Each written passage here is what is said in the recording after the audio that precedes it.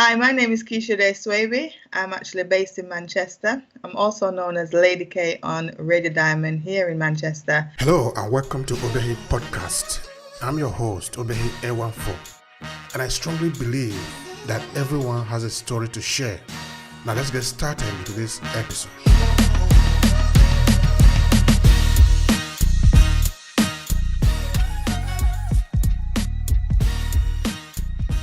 I've just completed my Master's in Health Psychology, and I'm now on a mission to empower others in regards to dyslexia, dyspraxia, and other learning differences that we have in our communities. All right, that's interesting. Lady K. Yeah. All right, can you tell us anything about that? So that is very interesting to know. So Lady K came from the radio show that I do on a Sunday. Every Sunday I have a show on from 11 o'clock till 1 o'clock, and that the purpose of that show is called Lady K Aspire to Inspire Show, and that is to interview people from our community who are doing great things, and just to bring some highlight to them, and to just to focus on them, and just to get them out the woodworks and celebrate what they're doing. That's interesting. So tell me about that community. Let's try to know something about your community. Yeah, so community, we're based here in Manchester, so I do a lot of work in the community for helping others in regards to empowering dyslexic through my own journey. So the radio show was created for inspiration, really, and I've interviewed quite a number of other people who have dyslexia and dyspraxia within our community. So it's a community-based station, and as I said, it's just to bring out that inspiration that's happening, that often those unsung heroes go unheard and nobody know about them, so I bring them to the forefront. Now, Lady K, help us understand a bit of your background. So were you born in UK, Manchester, or you came there? Okay, so I came to the UK at the age of 14 from Jamaica, young age, and then I started into the world of school. Coming from the Caribbean, starting school here was a massive difference for me. I just didn't understand anything that was going on. And another thing was, it was really cold as well. Okay, so it was cold. Well, I can understand that. So apart from that, how was the environment you grew up in? I mean, the city, the people, how was the community there? Because of course, now you are still working with the community, but I'm trying to understand it now. You are still 40, 50, you are growing up there. So tell me about the community you see there. Yeah, so when I came to the UK, I went straight to the Midlands, a place in the West Midlands called Darlaston. When I came, it was absolutely a completely different world, because I didn't see much people that looked like me. The area was full of it was very diverse. We had a lot of people who were white and a lot of Asians in the area. So I really struggled. I only knew a few people in my circle that were black and from the Caribbean. So it was different when I started school. That was another thing again.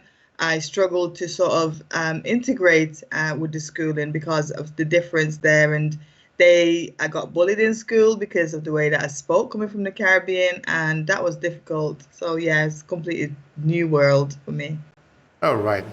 Then how did you get into radio? Was it something of a passion of yours because it's your job? I don't know. Help us understand that. Okay, so growing up in Jamaica, I was obsessed with the radio and also television, because I couldn't understand, how can somebody be in the radio and I can't see them? I was totally fascinated.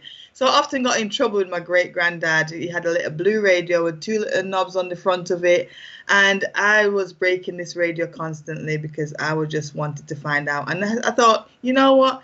One day I want to be that voice, because I can't see this voice, and I want to be that voice in the radio.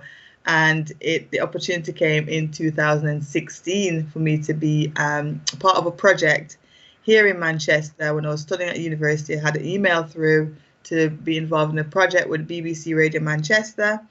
I took the opportunity. It was a process and a half. There's a lot of interviews, a lot of things that I had to go through to be part of the project, and I was successful in that. And I was on the BBC we did the project for over a week, and I absolutely loved it. And following that, I went on the radio station that I'm on now, Radio Diamond. I went on interview with two ladies, separate occasions, and they really encouraged me and said, "You're really good at this. You should get your own show." And that's where it started. Yeah. So. That's good. That's interesting. Yeah, it's a dream. It was a dream, big dream, and it got fulfilled. That's great. But what is really is fascinating to you about radio? What do you like so much about radio? I just love my passion comes from bringing people on who have amazing story, because when I have them on the radio, it's not about me.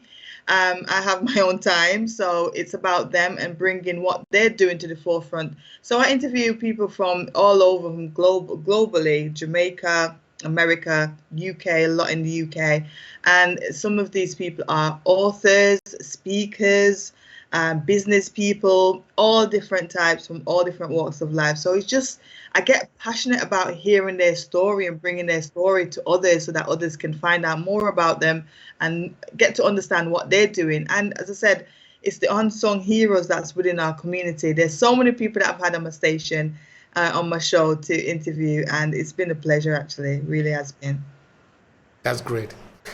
All right. Now, dyslexia, can you tell us something about it? That is something that you are advocating for, actually. Yes. So, as I mentioned, going to school in the UK, I went to school for 2 years and I just didn't understand anything of what was going on because I didn't understand what they were teaching me. I was struggling, and all this time I didn't know that I had dyslexia. I didn't even know how to spell the word, actually.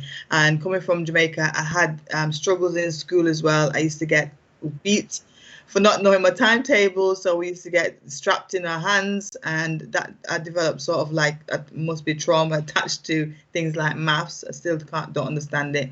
So in 2016, I was in the corporate world and the job for 12 years, and I decided that I was struggling in the role and it wasn't challenging anymore. I had so many things going on, and it caused, certain things. I was suffering from anxiety as well, because I just didn't know what was going on. There was things that in the workplace, in the work zone, I just struggled in many tasks, doing certain things. And it was 2016 when I stepped out of that workplace and decided to go and fulfill my long life dream as well. That was another dream, because when I came from Jamaica at the age of 14, I went around to, as I do, visiting relatives and stuff. And there was always that picture on the wall of someone in the hat and gown. And I always looked and thought, what do I need to do to achieve that? And I thought, one day I'm going to have that picture in my house. And that was another dream. So when I stepped out the working world and went to university at the ripe old age of 40s, in my 40s, at the age of 41, in the last few weeks of my degree, I was diagnosed with severe dyslexia and dyspraxia. So that kind of explained why all those struggles all along. And it was as if it was a light bulb moment about what happened and why it was that I was doing things the way I do. So when I got that diagnosis, my whole life changed. Everything changed for me, because I actually knew why I did things the way I did. I understood myself a bit more. I was able to advocate for others who have the same condition. Also for my own children. My own daughter, she was diagnosed at university as well when we started our journey together. So dyslexia, it's a condition, it's a learning difference. I don't like to say it's a learning difficulty, because there's not a difficulty about it in any way. I own it as my superpower, and I shout over the rooftop about having dyslexia, because it is greatness that we have within us who have this dyslexia. Things like great communication skills, people skills, being able to see the bigger picture. We might struggle a little bit to understand things, but when we get things, we really get it, and we go 110% to get stuff done. So it's nothing by any means anyone should be ashamed of, and that is my story, to say that own it and make it work for you. That's it about dyslexia. All right. But thank you so much for the sharing. That is very important. We are touching the human part of the business, because you see, here we try to pay attention to our story, our human angle, because that is very important. Help us to understand where we are coming from, so that the person that see us do something understand that we didn't just jump into that thing or business and start doing it. It's because it touches us really. Yeah. We feel it. It is important for us, so we do it with all our energy. So it is very important. It is very important. The people that are having this condition, why do some other persons look at it as a kind of deficiency? I mean, help me explain it a little bit better, because now you are an advocate for people, because human condition is not just one. There are different ways that we are built. We are not supposed to function the same way. Yeah, it's the amount of lack of awareness, I could say, is the first thing about dyslexia and dyspraxia and other neurodiverse conditions. It's the thing is, when people don't understand something, they can have their own preconception about things. A lot exists with, especially in the Black community as well. People are ashamed because it's got a stigma attached to it. So they may be embarrassed to own up to say that, you know, I have this condition and I have all these things going on, but they're afraid to speak up about it. There's absolutely nothing wrong with them. It's, as I said earlier on, it is their superpower. And the earlier they can own it, know about it, and that's why I always champion early diagnosis as well. Because if I was diagnosed earlier, I would have known what it is that I was going through. But being diagnosed at the age of 41, that is lack of awareness. I didn't even know anything about dyslexia at the time I was having my difficulties. So that's the thing. When you know about something, you're able to find out more about it and have a better understanding of it. There's absolutely nothing, there's nothing wrong with you intellectual. You are so intelligent. People with dyslexia are so intelligent because they are the big thinkers. And there's been a massive influx recently, especially in the workplace, of organizations wanting to employ people who are neurodiverse because of our thinking and the way we see things and the way we are problem solvers. We are solution driven, totally solution driven. And when we have a job to do, we do it good. We do it good and proper. All right. Neurodiversity. That is another thing that you sort of speak a lot about, right? Can you also break that down for us? So neurodiversity is the word that's used to umbrella. So you have things like ADHD, you have autism, you have dyslexia, you have dyspraxia, you have dracoculia, which is the maths one related to maths. There's so many that sits within underneath that. So you can say a person is neurodivergent. It's because they might have one of those conditions or learning difference going on. So it's just an umbrella word. Neuro meaning, you know, to do with the brain, something going neurologically. So that's why we have that umbrella term that covers all of them. So when you hear the word neurodiversity, you understand that it's something, someone who have something that they think differently. And yeah. All right, thank you for that. Ma, is dyslexia a kind of autism? Is there any connection between the two? There can be, because the thing with dyslexia is with neurodiversity. Like for myself, speaking from my own experience, I have this severe dyslexia and I also have dyspraxia. Dyspraxia is another thing as well, where it's a developmental coordination disorder. They call it DCD. And that will do with the way that you trip over things, you might walk into things, bump into things, no coordination. I always laugh about this one to say that I am the only Black woman who cannot do the candy dance. And it's so hilarious because, as you know, candy dance is whatever party you go to, there's going to be a chance that that song going to be played. And that's always my cue to go and sit down.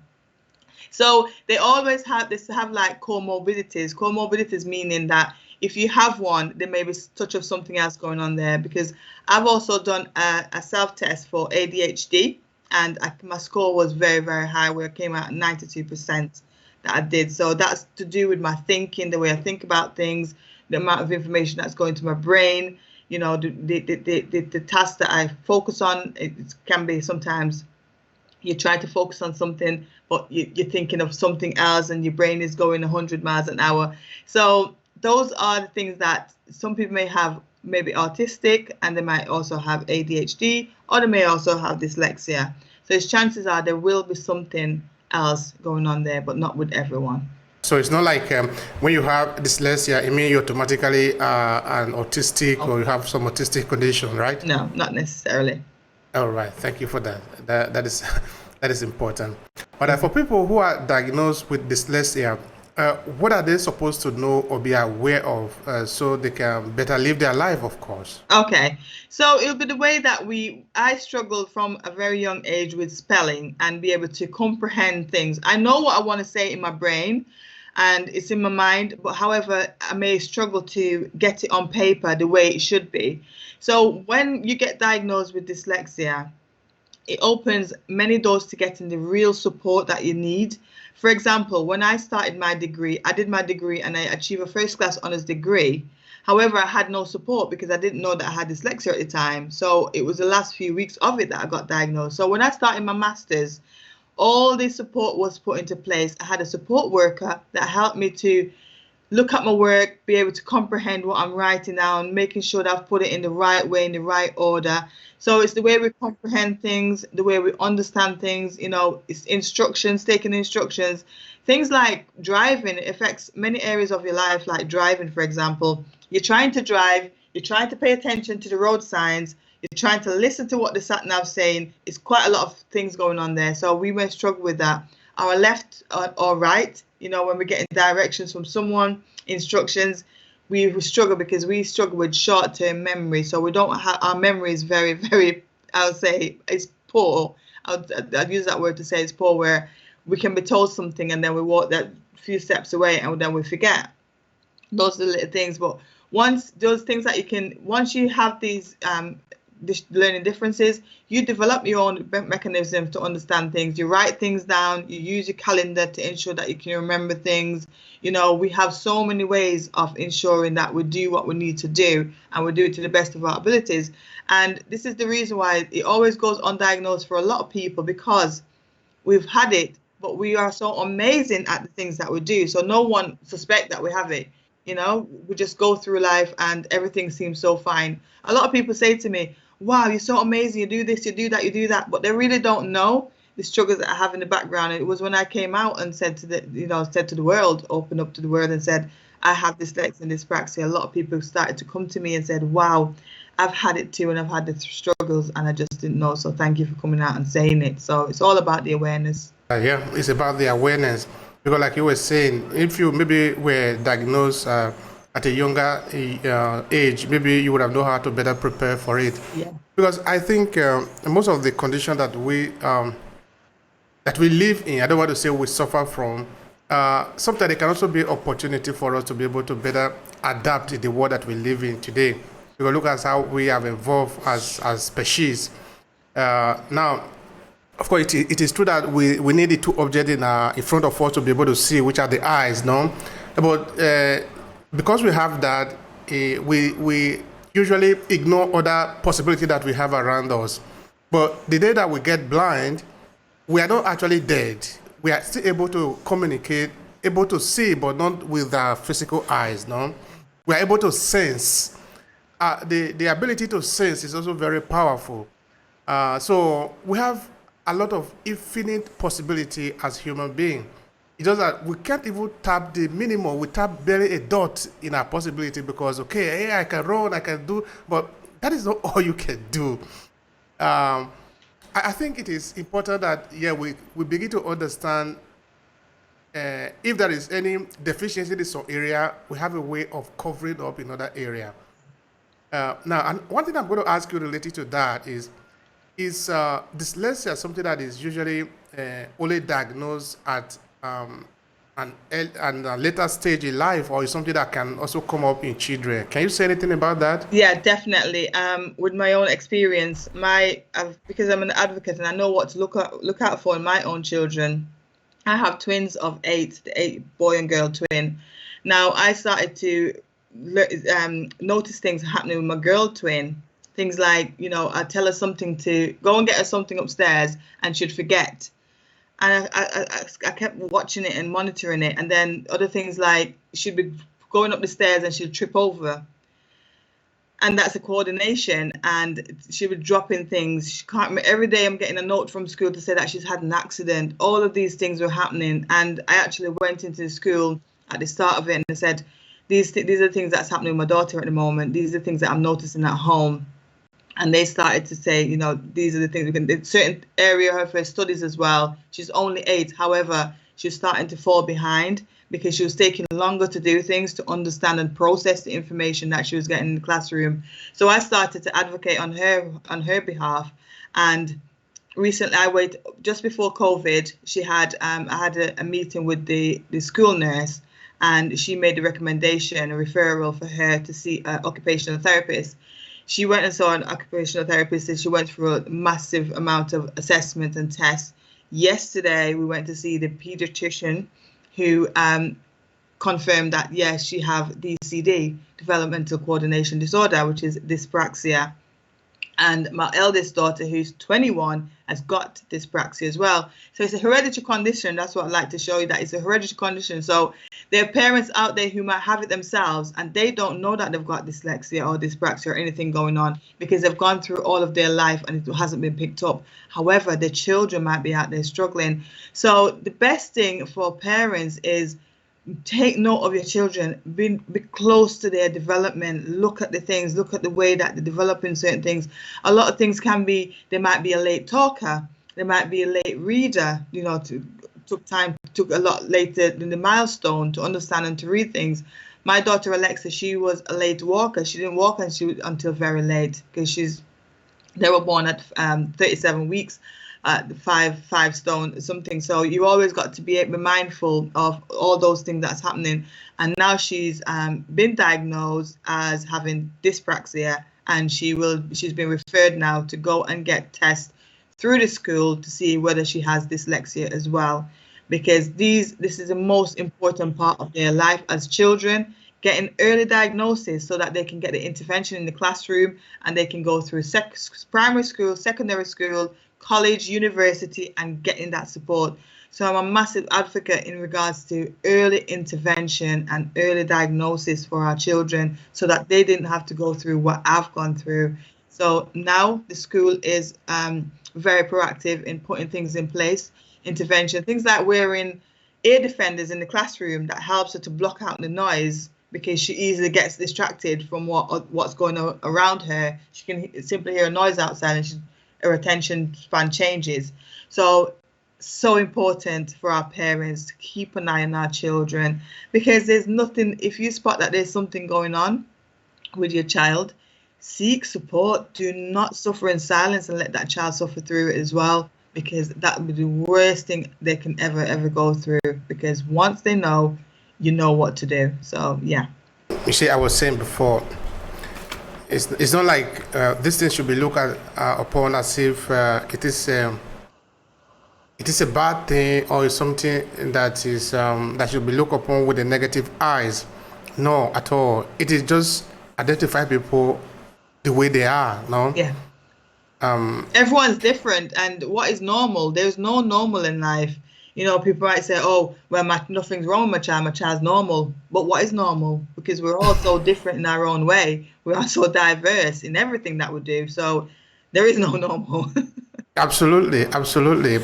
You know, the person who say he's completely okay in everything is because he or she doesn't know yet the kind of life that he or she is living, or maybe he's living in illusion. No?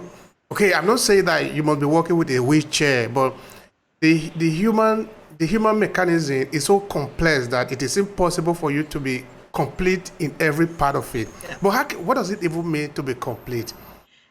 We are evolving. We are a species that is continuously evolving. For us to evolve, meaning we are transforming.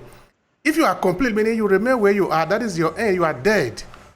If you are a human being, you are living, you must be transforming. That means you are moving from a state to another. So we need to really look at human being as bundle of opportunity, but able to identify where do you need more help, where can you benefit more. I think that is what it should be at the end of the day.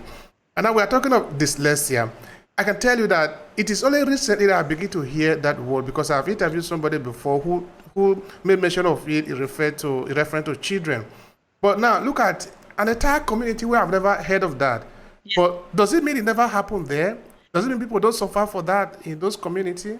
Okay, so there's so much greatness that's within our community, and statistics have shown that they're saying that it's 1 in 10 people that have dyslexia. The statistics have changed to 1 in 5, but I will argue with that statistic to say that it's still not correct.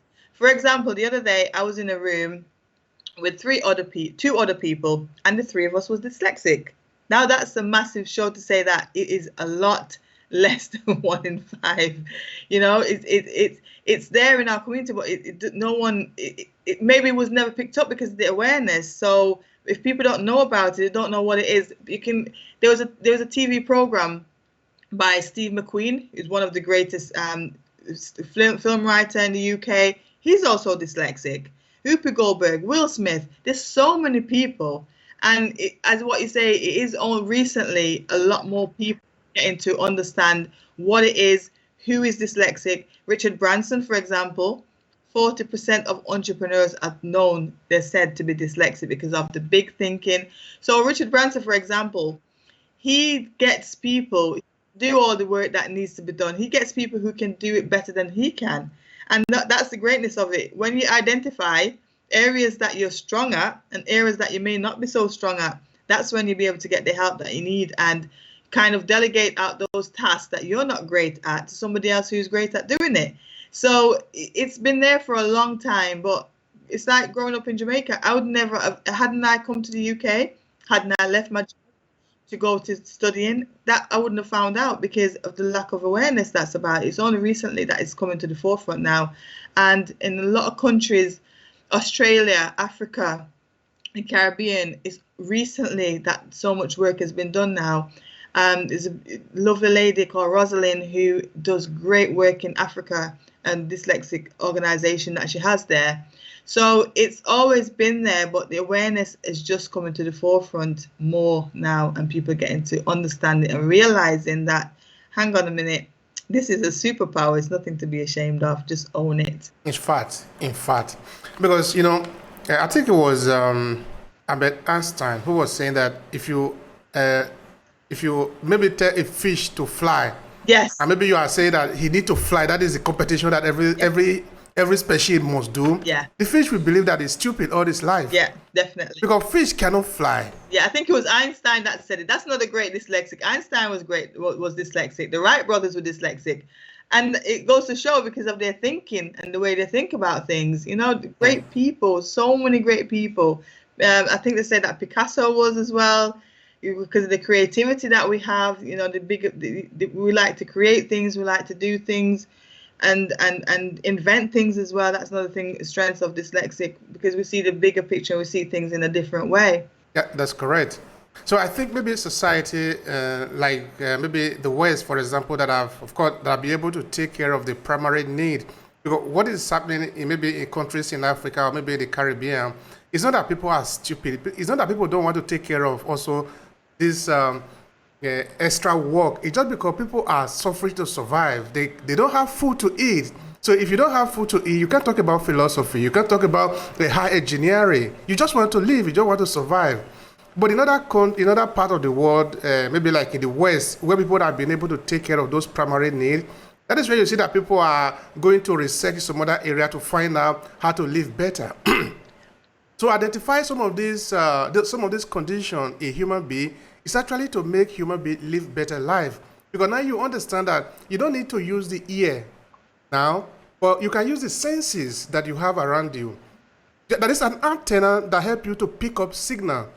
Maybe you can't hear this one that is very close to you, but you can hear the one that is far away. You need to train yourself for this. But if you don't know that you have that as a condition, you will not develop the other part, which means you are going to be living with a lot of limitation. Yeah.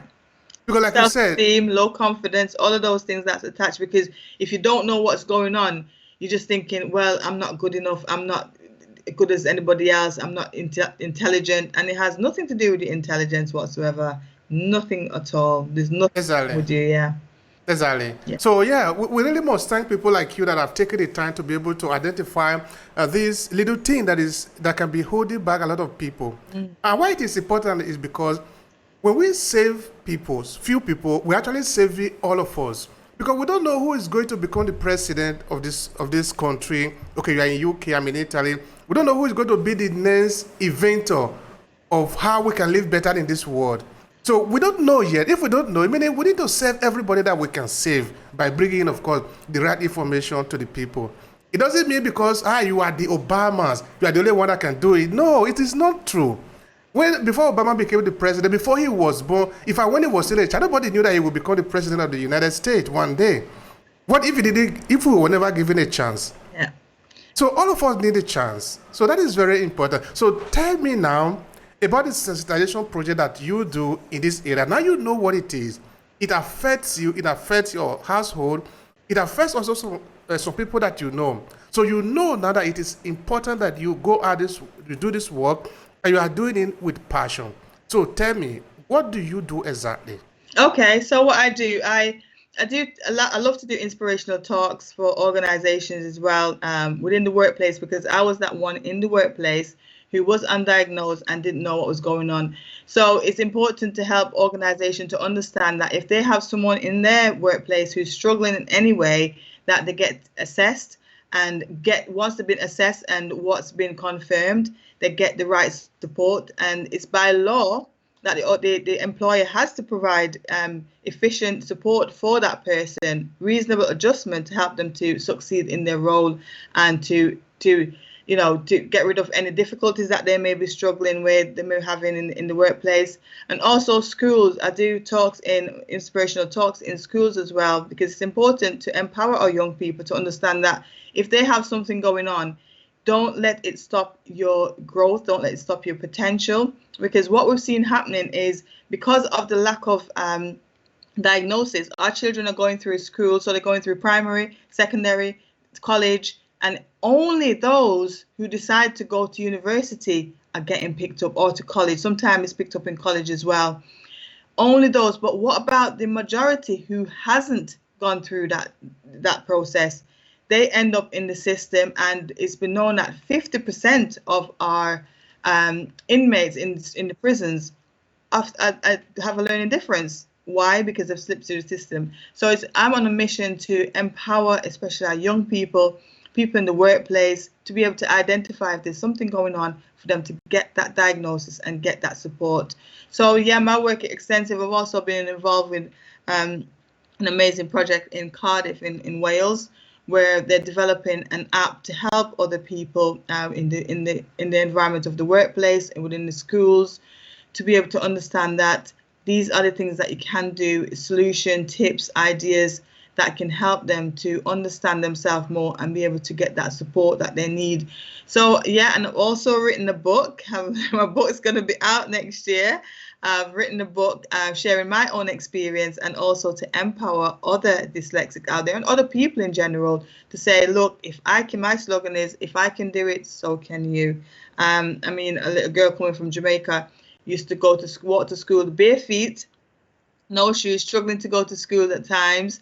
But the thing about me, growing up in Jamaica, I loved school. I was passionate about school, and I wouldn't miss a day from school, even on Fridays. But, sometimes the heat, all of that, but I was determined to get to school.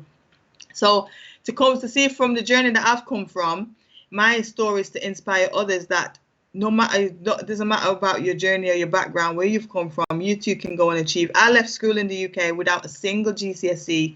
So this is why it's so important for these young people to understand that. Don't let it hold you back. Left school without a single GCSE, went on to carry on my studying, achieved my English language because I was so passionate about it. I love writing, I love reading, even though I struggled with it.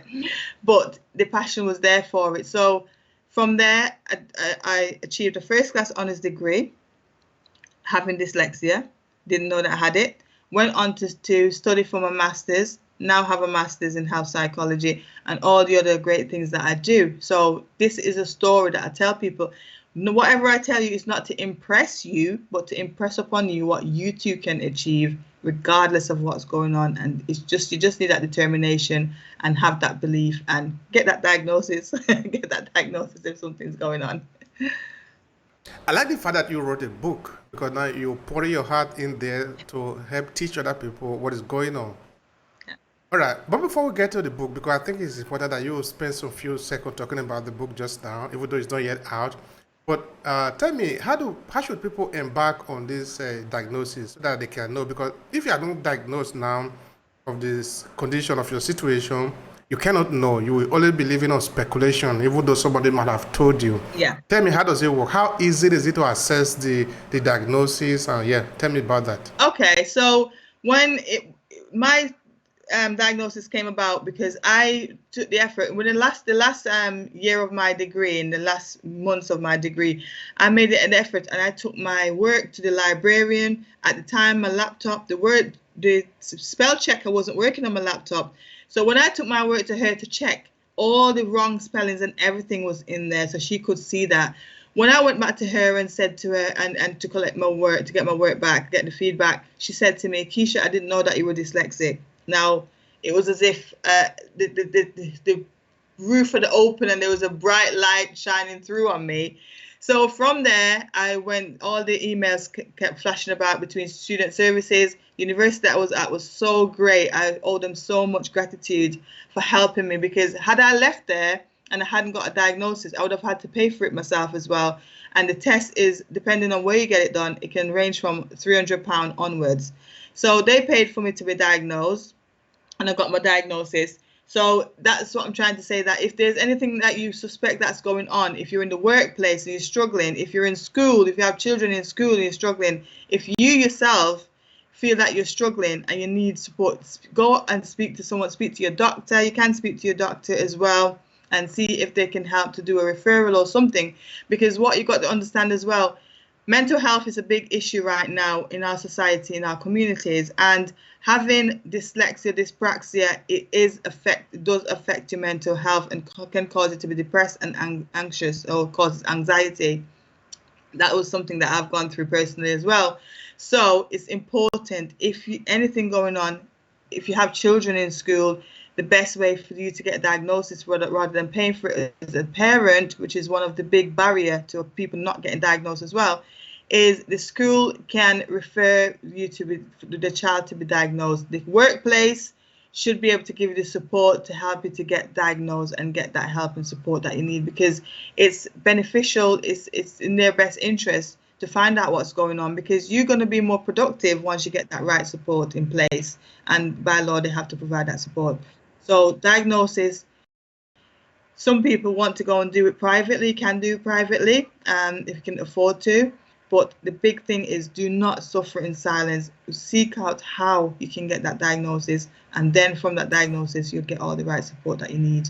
Now, what are some of the the symptoms that one should have to suspect that you have a dyslexia, and then go for a kind of a diagnosis that whether confirm that you are or you are not? Okay, so the things like making mistakes, simple mistakes like writing word the wrong way, like back to, missing words out of a sentence, not being able to spell it correctly, not remembering things, difficulty in doing certain tasks. So I struggled. When I was in the workplace, I had this task where we had to put all the we had loads of awards, and we had to put them all in boxes in alphabetical order and all of that. So my processing, I avoid doing that job, because my processing is going to take me so long to understand what I need to do. So often I would get them to delegate to somebody else. So, and things like, so remembering things, you may post something on social media, you spelt it wrong, or you put words in the wrong place, or you're mixing up your words, or you're missing out words. Memory is a big thing, not being able to remember anything, and basically, not having a clear understanding, taking instructions, taking directions, especially people that drive as well, that can affect you in a big way. Spatial awareness, those things as well. When I'm driving, I have a difficulty where if my husband's not in the car to say to me, yes, you can go through that space, I ain't going through that space, because I will struggle. I feel like I don't have enough space. So that's to do with my spatial awareness. Also, our time management can be difficult as well. We have lack of perception of be able to understand distance. Time management is a big thing for us. Once you identify anything that's going on at all, it's just getting that help and getting that support as soon as possible, sooner rather than later. Now, when one is diagnosed with dyslexia, and when one is living in this situation, because now you know that you can't do anything about it because you have the condition, what are you supposed to do? What are you supposed to pay attention to so that you can do better, so that you can live a more better life, like you have? In fact, you have been designed to live a better life. Okay, so it's things like identifying what your strengths are is very important. When I was diagnosed, I really honed in on what the things that I'm great at. Things like, this is why I do the radio, I do the interviews that I do, because people always comment on my interview style, because I'd make it really simple, because I just make it simple for them. People always say to me, oh, can you give me a list of questions that you're going to be asking me? And I always say no, because I don't do scripted interviews. I like it to be just a free-flowing conversation. So that comes from my communication skills and my empathy that I have for people. That's one of some of the great skills of being dyslexic. Other things, you've got your diagnosis, you know what your strengths are. Identify your weaknesses also. For example, if you may have skills, if you're in the workplace and you have tasks that you know that you won't be able to be good at, swap it with somebody else and do something that they might struggle with and you're really good at, like the big thinking, the creativeness, all of that. Once you identify the strengths and your weaknesses, you'll be able to apply them in the way that it needs to be. Another thing that I'm massive about is, and I always advocate this one, is skills swap. Skills swap is, for example, you're great at creating something, but I may not be great at creating. So we can swap skills between each other so that we get things done.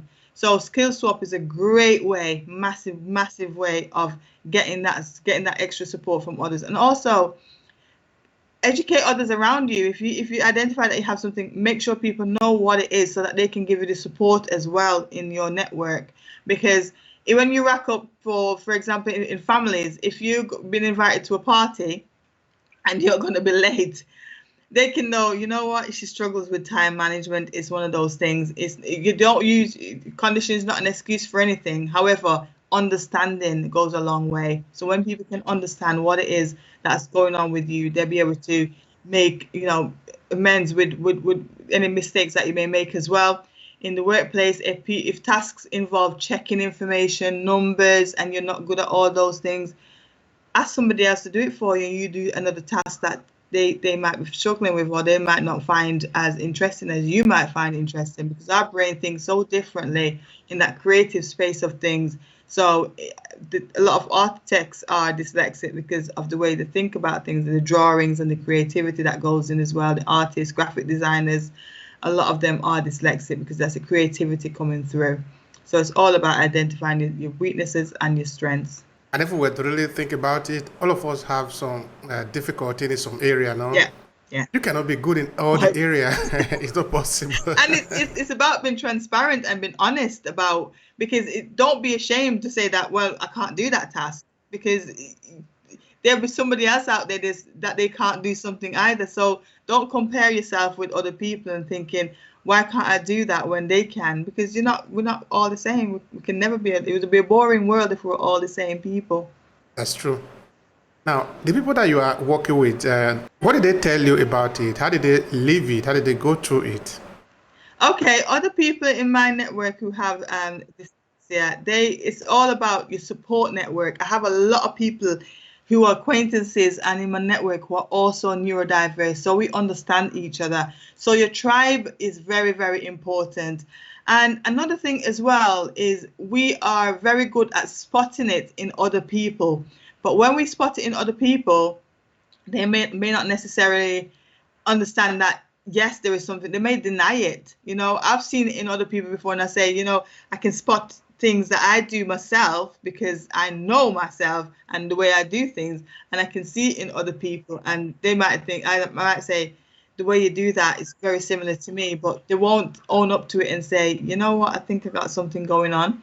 So it's the ownership, really. It's people who have it. They've been diagnosed. A lot of people in my network didn't get diagnosis until university as well. So we have all of that going on in common, so we can share our own lived experience. And no two people who have dyslexia or learning difference is the same. Our experience will be completely different. Everyone's experience is different. We may have different challenges, different strengths, different weaknesses. All of these things make us unique in the way we are. Now, let's talk a little bit about your book. Yeah. Tell us a little bit about it. A little spoiler, just a little thing, little information, so people can be waiting for it. All I can say about the book is it's going to be a great empowerment tool for others. Share my story as well, and to empower others and let them understand that, as I said, if I can do it, so can you. And that's the premise of the book, really. I'm not giving away too much because I can't wait for this book to be released. I can't wait for it to start hitting people's hands for them to actually learn more. The premise of the book is to create more awareness, really, especially in our Black community, because what we tend to be struggling with in our community is denial. There's a lot of denial that's going on in our community, and it shouldn't be. We need to stop that. We need to stop that. There's parents out there who the children are struggling and they're in denial that their children are having those challenges, and they're doing the child more harm than good. So it's more a massive focus on awareness to bring it and to stop the stigma and the shame that's attached to it. Thank you for that. But are there reasons why people are in denial?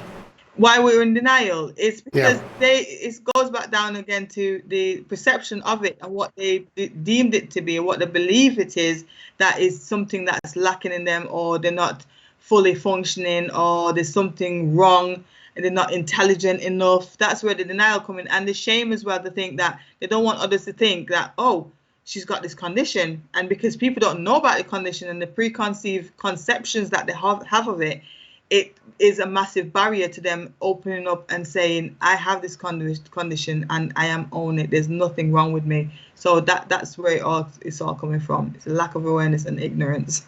And if you were to say maybe people should take action on that, because it is important to take action, because if you don't diagnose the individual, they won't know what they are suffering from, and they will never act based on an information that they don't have. Yeah.